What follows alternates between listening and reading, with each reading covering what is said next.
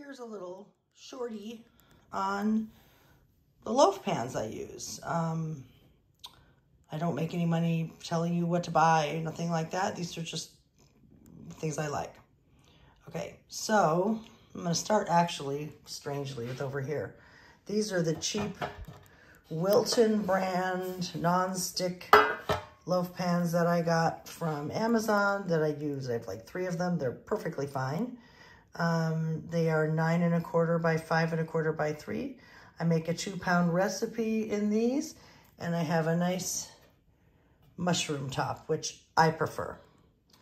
I have the ones that I use most often now are this size, 10 by 5 by 3. The ones in here are just a little bit bigger as in higher.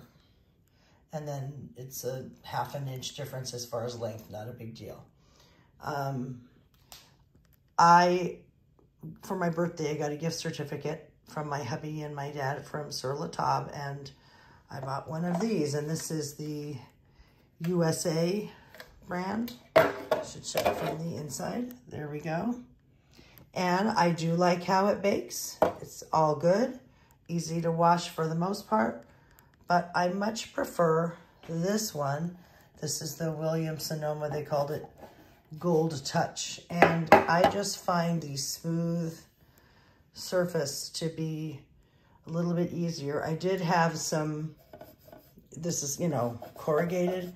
I did have some bread dough kind of stick in there and was just a little bit harder to wash. Not to a great degree, but I do prefer this one. So I have one of these, but then I bought, well, actually my friend gave me 2 of this kind, but cookie sheets, and I'm so madly in love with them that then I bought 2 of the bread pans. I do prefer these, and if I'm making 2 breads, I'll go for the 2 of these rather than this one, but really this is fine. Okay, so you've seen the ones that I use most often. These are longer, 12 by 4 1/2 by 3, still a 2-pounder. It's just longer and skinnier if you want to make smaller sandwiches. It's not a Pullman or a pain de mie, but it is just a longer, skinnier loaf. I haven't used this very often because I actually prefer the height of these. But if you wanted to make shorter, you know, shallower, I guess, bread, you'd say, then you could use a 12 by 4 1/2 by 3. I bought these 1-pound loaf pans. They are 8 1/2 by 4 1/2 by 2 pounds. To me, they look like baby breads. I never make that small a loaf, but I do have 2 of these, and this would be good for like zucchini bread or banana bread or something like that. I will say, however, that I had a bit of an epiphany.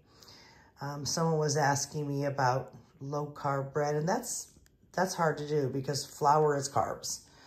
Even if you were cutting way down on the sugar, you still have got the flour. The sugar is not the problem in bread. I mean, in the bread I'm making today, it's a little more, but in general, it's not very much sugar. But I was just thinking, if you were wanting to make low-carb bread, just make good bread, but make it very small so your pieces are small, and that way you're eating a whole piece of bread, but it's really kind of half the size. Brain games. All right, so these, a lot of you will not be familiar with. These are oval challah pans. I mean, you can make any bread in an oval pan that you want to make. It doesn't matter. But my humongous challah recipe, it's a 2-pound recipe, but it really puffs up if you've seen the video. And I make it in one of these. If I make it in this one, it all fits, but it's really high. And if I want to do one here and one here, they're just going to be slight, you know, shallower braids, but still I could do one recipe and fit both, or I could do some in here and save a little for a mini in here or something like that. So those are my loaf pans.